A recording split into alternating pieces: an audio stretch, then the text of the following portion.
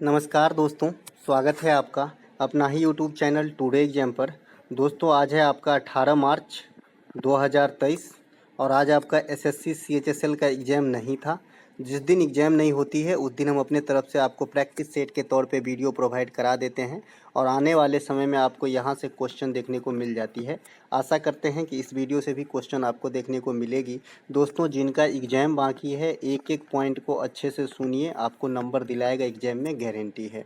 पहला प्रश्न जो हमारा है, निम्नलिखित में से कौन सी नदी पूर्वी घाटी में आने के बाद बंगाल की खाड़ी में गिरती है। देखिए नदी से जो आपका ज्योग्राफी है वहाँ से 4 क्वेश्चन पूछे जाने लगे हैं, तो इसीलिए मैंने ज्योग्राफी का वेटेज ज़्यादा रखा है। यहाँ पे आपको 3 क्वेश्चन मैंने अपने तरफ से सिलेक्ट किया है। तो जो नदी पूर्वी घाटी में आने के बाद बंगाल की खाड़ी में गिरती है ये है आपका गोदावरी। गोदावरी नदी यूँ तो निकलती है पश्चिम दिशा से, है ना, महाराष्ट्र निकलती है नासिक के पास से, लेकिन ये पूर्वी घाट में आने के बाद आंध्र प्रदेश के पास जो है आपका बंगाल की खाड़ी में समाती है। इसके अलावा पूर्वी घाट से संबंधित जो है राज्य कौन कौन से आते हैं पूर्वी घाट में, जिसका जिसका तट पूर्वी घाट में आता है, उड़ीसा का, तेलंगाना का, आंध्र प्रदेश का और कई मायनों तक कर्नाटक तक भी फैला है पूर्वी घाट का क्षेत्र, तो ये बात भी आपको ध्यान रखना है। इसके अलावा पश्चिमी घाट से निकलने वाली जो नदियाँ हैं ये आपका कृष्णा है, कोयना है, घाट प्रभा है, माल प्रभा है, कावेरी है, काबिनी है, हेमावती है और गोदावरी है। गोदावरी नदी के बारे में मैंने इसलिए क्वेश्चन बनाया कि निकलता तो पश्चिम से है लेकिन गिरती है बंगाल की खाड़ी में। अब आपसे पूछा जाता है कि बंगाल की खाड़ी में गिरने वाली नदी कौन कौन सी है, तो सबसे पहले तो गोदावरी, जो ये प्रश्न है गोदावरी है। समगोका इस प्रकार से आप याद रख सकते हैं इसे, मैंने इसे इस प्रकार से याद रखा है। स से स्वर्ण रेखा, म से महानदी, गो से गोदावरी, क से कृष्णा और का से कावेरी। तो ये पांचों 6 नदी जो है आपके बंगाल के खाड़ी में गिरने वाली नदियों में से है। इसके अलावा जो हेंगकॉल झरना का नाम आपने सुना होगा ये आपका हेमावती नदी पर है, तो ये बात भी आपको ध्यान रखना है। इसके अलावा कावेरी नदी को दक्षिण भारत की गंगा कहा जाता है, दक्षिण भारत की गंगा कहा जाता है, दक्षिण भारती नहीं भाई, भारत की गंगा कहा जाता है, तो ये बात भी आपको ध्यान रखना है। और गोदावरी नदी को दक्षिणी गंगा कहा जाता है। सिर्फ दक्षिणी गंगा 2 बार में लिखा गया रहेगा तो गोदावरी, और दक्षिण भारत की गंगा 3 बार में या 4 बार में लिखा गया रहेगा तो आपका कावेरी हो जाएगा। इसके अलावा प्रायद्वीपीय भारत की सबसे बड़ी नदी की बात करेगा तो भी गोदावरी होगा, ये प्रायद्वीपीय भारत की जो है सबसे बड़ी नदी है। इसके अलावा पूर्वी घाट और पश्चिमी घाट का जो मिलन होता है ये आपका नीलगिरी पहाड़ी जो है मिलन स्थल है पूर्वी घाट और पश्चिमी घाट का। इसके अलावा अमरकंटक से निकलने वाली कौन कौन सी नदी है, ये भी क्वेश्चन काफ़ी बार एग्जाम में हिट होते हैं। तो नर्मदा नदी और सोन नदी, ये दोनों ही नदियां आपके अमरकंटक से निकलती है। अमरकंटक कहाँ पे है, तो ये एमपी के अंदर है। ये दोनों नदी एमपी अमरकंटक से निकलती है। जहाँ नर्मदा पश्चिम की ओर बहने लगती है वहीं सोन जो है पूर्व की ओर बहने लगती है और बिहार में जाके आरा के समीप गंगा में समा जाती है। यानी ये गंगा की सहायक नदी है। और नर्मदा नदी जो है आपका अरब सागर में जाके गिरती है। नर्मदा नदी जो है डेल्टा का निर्माण नहीं करती है, ये बात भी आपको ध्यान रखना है। डेल्टा से याद आया, भारत का सबसे बड़ा डेल्टा, भारत का ही नहीं विश्व का सबसे बड़ा डेल्टा कहिए, ये आपका सुंदरबन डेल्टा है। सुंदरबन डेल्टा भारतीय राज्य पश्चिम बंगाल में जो है फैला हुआ है और इसी में जो है सुंदरी का वृक्ष पाया जाता है, रॉयल बंगाल टाइगर पाया जाता है और मैनग्रोव प्रकार का वन पाया जाता है। मैनग्रोव वन एक दलदली वन होता है जो प्राकृतिक आवास है जीव जंतु का, तो ये जो है आपका सुंदरबन डेल्टा में मैनग्रोव वन पाई जाती है। इसके अलावा तिब्बत से निकलने वाली नदी कौन है जो भारत में फ्लो होती है, तो ये आपका 3 नदी है। वैसे तो घग्गर भी मानी जाती है लेकिन 3 नदी विशेष रूप से है, सिंधु नदी है, सतलज नदी है और ब्रह्मपुत्र नदी है। ये तीनों ही नदियाँ तिब्बत के मानसरोवर से निकलती है। गंगा सफाई कार्यक्रम नमामि गंगे हैं जो आपका 2014 ईस्वी में आया था, तो ये बात भी आपको ध्यान रखना है। इसके अलावा गोदावरी नदी का यहाँ पे आप मैप देख सकते हैं, ये जो नीला कलर की लाइन है जहाँ पे मैंने अभी लाल कलर की लाइन बनाई है, ये गोदावरी नदी जो महाराष्ट्र से निकलकर आपका आंध्र प्रदेश में बे ऑफ बंगाल में जो है समा जाती है। तो ये पूर्वी घाट में आने के बाद जो है आपका बंगाल की खाड़ी में जो है गिर जाती है। इसके अलावा पूर्वी घाट की अगर सबसे ऊंची चोटी पूछा जाए, अगर स्टेट का नाम नहीं दिया जाए तो स्पष्ट बता दूं, स्टेट का नाम अगर दे दिया जाए तो फिर आपको स्टेट के अकॉर्डिंग चलना होगा। अगर खाली ये पूछा जाए कि पूर्वी घाट के सबसे ऊंची चोटी कौन सी है, तो पूर्वी घाट की सबसे ऊंची चोटी जो है ये जिंदगरहा है जो आपका अरकू घाटी आंध्र प्रदेश में स्थित है। ठीक है, अगर आपको नाम लेकर पूछा जाए कि उड़ीसा की सबसे ऊंची चोटी बताइए तो देवमाली जो है ये उड़ीसा की सबसे ऊंची चोटी है। उड़ीसा की सेकेंड सबसे ऊंची चोटी महेंद्रगिरी चोटी है। तो ये बात भी आपको ध्यान रखना है। उड़ीसा के नाम से पूछे तो देवमाली या महेंद्रगिरी, देवमाली पहला, महेंद्रगिरी दूसरा। और खाली पूर्वी घाट की सबसे ऊंची चोटी पूछे तो आपका जो है जिंदगढ़ा हो जाएगा, जो आंध्र प्रदेश में है, क्योंकि पूर्वी घाट का ही ये राज्य है, उड़ीसा, आंध्र प्रदेश, तेलंगाना वगैरह, है ना। इसके अलावा भारत की सबसे ऊंची चोटी अगर आपसे पूछे, एक एक बात को जो है प्यूरिफाई करके समझिएगा, क्योंकि एग्जामिनर क्वेश्चन जो है क्लू फंसा के देता है और बच्चे कंफ्यूज हो जाते हैं, फिर आके देखते हैं तो ऑप्शन ही नहीं था बोलते हैं, है ना। भारत की सबसे ऊंची चोटी जो है ये गॉडविन ऑस्टिन है, इसे K2 कहा जाता है, और ये विश्व का सेकेंड सबसे ऊंचा चोटी है, ये बात भी आपको ध्यान रखना है। भारत की दूसरी सबसे ऊंची चोटी है कंचनजंगा, है ना। भारत की दूसरी सबसे ऊंची चोटी है कंचनजंगा, और ये विश्व का तीसरा बन जाएगा, क्योंकि पहला तो माउंट एवरेस्ट है, आप सभी जानते हैं। माउंट एवरेस्ट को जो है नेपाल के अंदर सागर माथा के नाम से जानते हैं, ये भी क्वेश्चन आपसे पूछा गया है। माउंट एवरेस्ट का नाम, माउंट एवरेस्ट किसके नाम पे रखा गया है, तो भारत के एक सर्वेक्षक जिसका नाम सर जॉर्ज एवरेस्ट था, इन्हीं के नाम पे माउंट एवरेस्ट का नाम माउंट एवरेस्ट रखा गया है। माउंट एवरेस्ट हिमालय पर्वती के जो है चोटी है, और हिमालय पर्वत जो है दुनिया में सबसे नवीन न्यू फोल्डेड माउंटेन का उदाहरण है। इसके अलावा विश्व के सबसे पुरानी पर्वतमाला अगर आपसे पूछा जाए तो अरावली बता देना। अरावली को दुनिया की सबसे पुरानी पर्वत श्रेणी मानी जाती है। राष्ट्रपति के चुनाव में कौन कौन भाग लेते हैं? राष्ट्रपति के चुनाव में जो है आपका कौन कौन भाग लेते हैं, तो लोकसभा, राज्यसभा और राज्य के विधानसभा के ओनली निर्वाचित सदस्य भाग लेते हैं, ये बात आपको ध्यान रखना है। मनोनीत सदस्य इसमें भाग नहीं लेते हैं। वर्तमान में मनोनीत सदस्य कहाँ हो सकते हैं, कोई बताएगा? तो वर्तमान में मनोनीत सदस्य खाली राज्यसभा में हो सकते हैं, क्योंकि लोकसभा और विधानसभा में जो मनोनीत होते थे सदस्य, ये वाली सिस्टम को 104वां संविधान संशोधन के द्वारा एंग्लो इंडियन वाला जो पद्धति थी उसको समाप्त कर दिया गया है। तो अब जो मनोनीत का प्रथा है ये सिर्फ राज्यसभा में आएंगे, जो 12 सदस्य को राष्ट्रपति मनोनीत करते हैं, और 238 जो है इलेक्ट होके आते हैं, और टोटल जो है 250 सदस्य राज्यसभा के अंदर हो सकता है। तो ये जो 12 सदस्य है ये राष्ट्रपति के चुनाव में भाग नहीं ले सकता है, ठीक है। इसके अलावा बसीन की संधि कब हुई थी? देखिए बसीन की संधि, अभी पुरंदर की संधि पूछा गया था, तो अगला टारगेट बसीन की संधि हो सकती है। तो बसीन की संधि 1802 ईस्वी में हुआ था। मराठा पेशवा बाजीराव सेकेंड और अंग्रेजों के बीच में हुआ था। तो ये भी इम्पोर्टेंट है, याद रखना कि किसके किसके बीच हुआ था। तो सेकेंड बाजीराव द्वितीय और आपका अंग्रेजों के बीच में जो है बसीन की संधि हुई थी। पुरंदर की संधि पूछा गया था, ये कब होता है? तो 1665 ईस्वी में शिवाजी और राजा जयसिंह के बीच में किया जाता है। इसके बाद सालाबाई की संधि, ये क्या होती है कि जब प्रथम आंग्ल मराठा युद्ध चल रहा था, जो 75 से लेकर 82 तक चला था, तो इसी युद्ध को समाप्त करने के उद्देश्य से एक संधि किया गया था पेशवा और अंग्रेजों के बीच, जिसे सालाबाई की संधि कहा गया। और ये होती कब है? तो 1782 बता देना। इसके अलावा इलाहाबाद की संधि, इलाहाबाद की संधि जो है बक्सर के युद्ध के परिणाम स्वरूप होता है। तो बक्सर का युद्ध जो है 1764 में हुआ था, जिसमें एक तरफ 3 शासक का सेना और दूसरी तरफ इंग्लिशमैन अंग्रेज थे। एक तरफ अवध के सेना था, बंगाल का नवाब था और मुगल बादशाह का सेना था। दूसरी तरफ जो है अंग्रेज के तरफ से हेक्टर मुनरो लड़ रहे थे, और इसमें अंग्रेज की विजय होती है। इसी के परिणाम स्वरूप इलाहाबाद की संधि होती है। और इलाहाबाद की संधि 1765 में ही उड़ीसा, बिहार और बंगाल की जो है दीवानी प्राप्त हो जाती है। किसको? अंग्रेज को, ठीक है। उड़ीसा, बंगाल और बिहार की दीवानी प्राप्त हो जाती है। इसके अलावा लोकसभा, यहाँ पे राष्ट्रपति वाला जो क्वेश्चन था उसका एक्स्ट्रा फैक्ट यहाँ हो गया है, मिसमैच हो गया है, तो फिर से सुन लीजिए। लोकसभा, राज्यसभा और राज्य विधानसभा के निर्वाचित सदस्य तो राष्ट्रपति के चुनाव में भाग लेंगे। राष्ट्रपति का पद जो है आर्टिकल 52 में है। राष्ट्रपति पर जो महाभियोग जो हटाने की प्रक्रिया होती है आर्टिकल 61 में है। राष्ट्रपति का जो क्षमादान है, जो कदाचार सिद्ध व्यक्ति को क्षमा कर सकते हैं, तो आर्टिकल 72 में है। इसके अलावा राष्ट्रपति का अध्यादेश जो है यह अनुच्छेद 121 में है। महान्यवादी की नियुक्ति करते हैं आर्टिकल 76 के थ्रू। महान्यवादी जो है वर्तमान में वेंकट रमनी साहब जो है ये वर्तमान में महान्यवादी हैं भारत के, तो ध्यान रखेंगे। ये भारत सरकार के सबसे बड़े विधिक अधिकारी होती है या कानूनी अधिकारी होती है। इसके अलावा राष्ट्रपति का सर्वोच्च न्यायालय का परामर्श जो प्राप्त होता है आर्टिकल 143 से प्राप्त होता है। राष्ट्रपति द्वारा ज्वाइंट सीटिंग जो बुलाया जाता है, लोकसभा और राज्यसभा को कंबाइंड रूप से संयुक्त अधिवेशन के लिए बुलाए जाते हैं आर्टिकल 108 के थ्रू, लेकिन इसकी अध्यक्षता राष्ट्रपति साहब नहीं करके स्पीकर करते हैं, लोकसभा के अध्यक्ष करते हैं।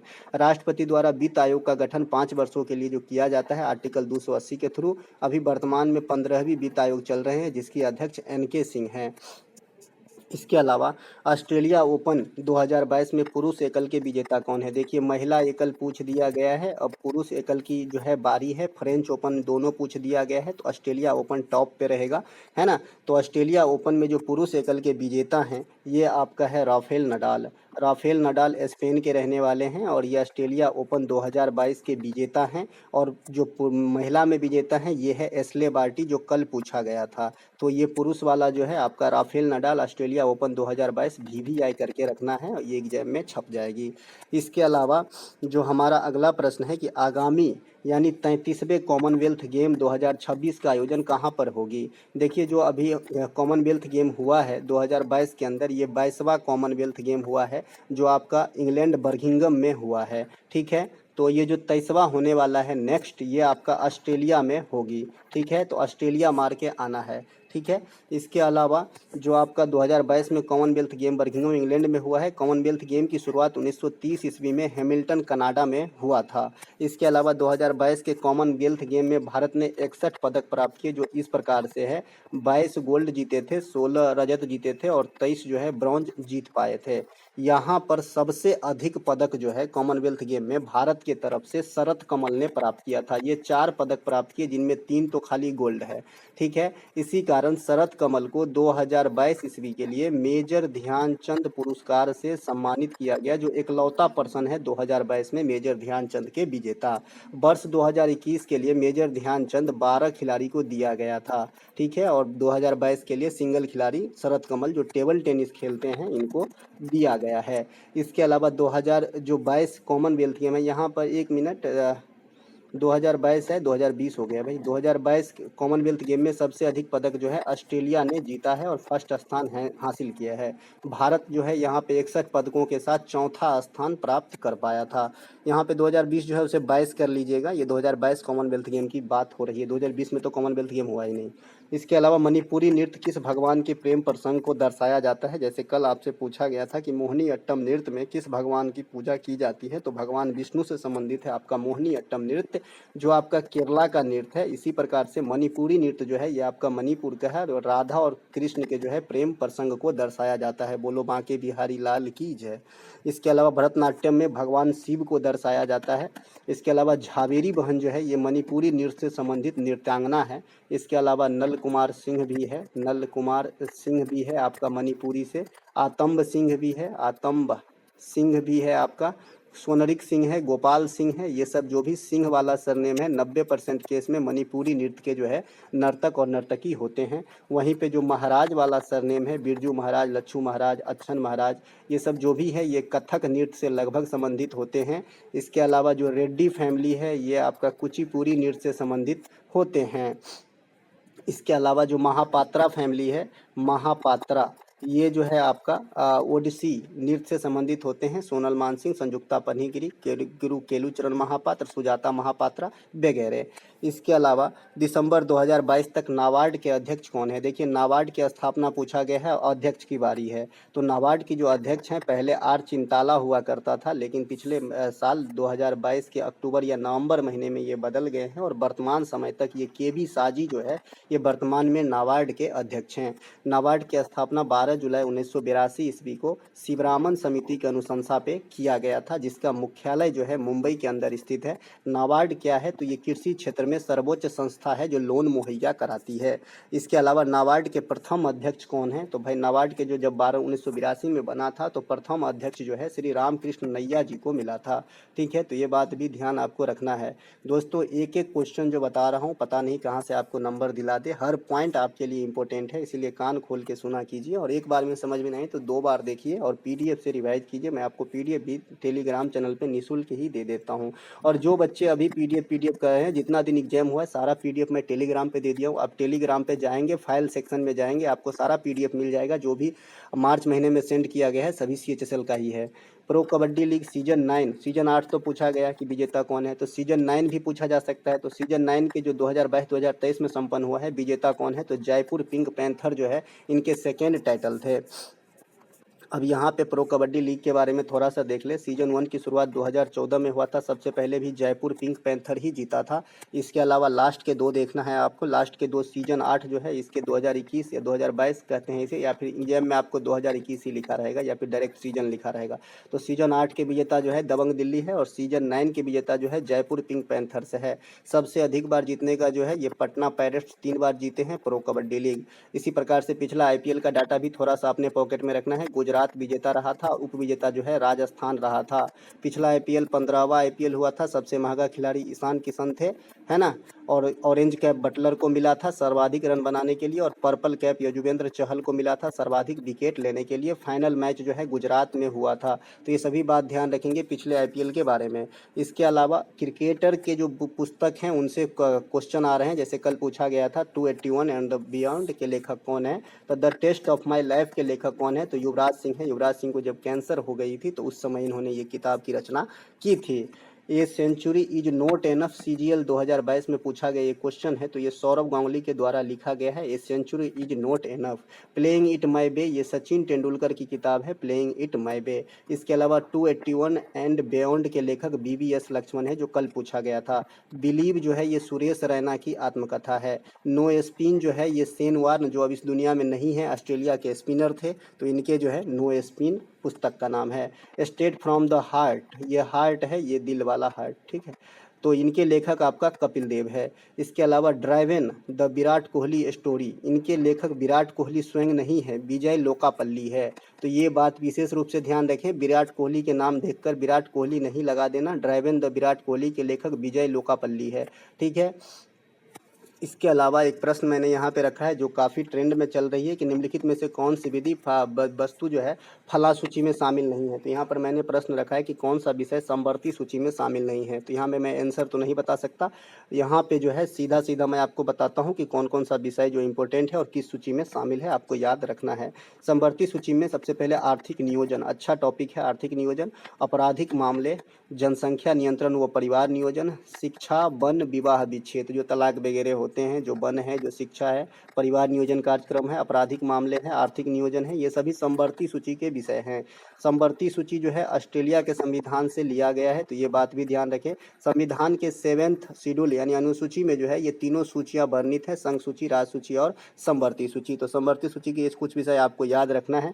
देखिए, याद रखने में जो है आपको बहुत फायदा होता है। अगर मान लीजिए आपने समवर्ती सूची का इस वाले वीडियो से आपने खाली समवर्ती सूची का याद रखा, तो आप छांट तो सकते हैं ना कि भाई ये तो समवर्ती सूची का है, अगर संघ सूची का पूछा गया तो, है ना। तो याद रखने में कोई भी घाटा नहीं है। संघ सूची में जो है विदेशी मामले, शेयर बाजार, बैंकिंग, रक्षा, जनगणना, रेलवे और जो निगम टैक्स होता है, ये जो है आपका संघ सूची की विषय है। और संघ सूची में सबसे अधिक मद शामिल है, 100 विषय शामिल है। इसके अलावा राज्य सूची में पुलिस, स्वच्छता, भाई स्वच्छ रहने के लिए अब केंद्र की परमिशन थोड़ी लेना पड़ेगा, तो ये तो स्पष्ट है। भूमि सुधार, प्रति व्यक्ति टैक्स जो है, प्रति व्यक्ति आय जो है, जो इनकम टैक्स है, ये आपका जो आ जाता है राज्य सूची में, और जो निगम टैक्स है ये आपका आ जाता है किसमें, संघ सूची में। तो इन दोनों को स्पष्ट रूप से याद रखें। रेलवे पुलिस जो है ये आपका राज्य सूची में आ जाता है, ठीक है। तो ये बात भी आपको ध्यान रखना है। इसके अलावा रेलवे आ जाता है, देखिए रेलवे आ गया दूसरे सूची में, रेलवे जो आ गया ये आपका दूसरे संघ सूची में आ गया, लेकिन रेलवे का जो पुलिस होता है ना वो आपका राज्य सूची में आ जाता है, ठीक है। इसके अलावा कुमायूं हिमालय का फैलाव कहाँ से कहाँ तक है, ये 2 दिन से क्वेश्चन परेशान कर रहा है। देखिए, कुमायूं हिमालय और एक है आपका पंजाब हिमालय, नेपाल हिमालय और एक है आपका असम हिमालय। तो ये जो हिमालय का विभाजन हुआ है ये नदियों के आधार पे जो किया गया है, ये सिडनी बुर्राड द्वारा किया गया है। सबसे पहले तो ये जानिए किसके द्वारा किया गया है, तो सिडनी बुर्राड द्वारा किया गया है। तो जो पंजाब हिमालय का क्षेत्र है ये सिंधु नदी और सतलज नदी के बीच में स्थित है। सिंधु से सतलज के एरिया को जो है पंजाब हिमालय कहा जाता है, लेकिन ये नहीं पूछेगा क्योंकि सबको मालूम है कि सिंधु और सतलज नदी जो है पंजाब एरिया में बहती है, तो पंजाब हिमालय है।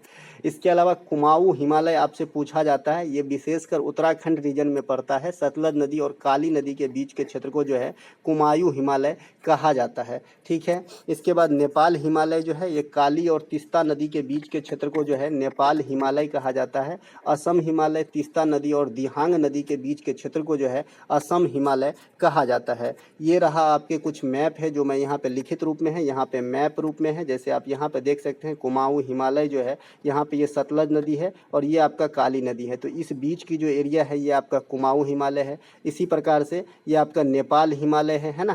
तो इस प्रकार से आप इसे देख के समझ सकते हैं।